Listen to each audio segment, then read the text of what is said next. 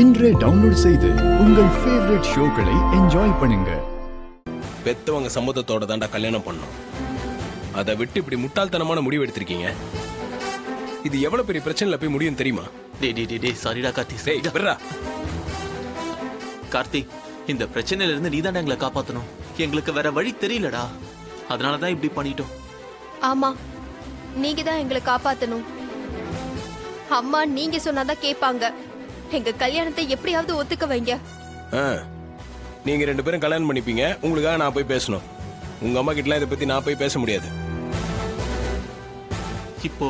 இப்போ என்ன பண்றது கார்த்தி?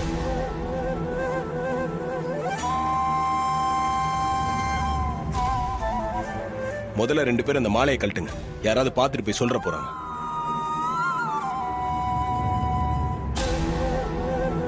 நீ உன் தாலியை கொஞ்ச நாளைக்கு மறைச்சு வை. ஆமா, நவீன கல்யாணம் பண்ணிக்கிட்டோம்னு தெரிஞ்சா கோவத்துல என்ன பண்ணுவாங்கன்னே தெரியல.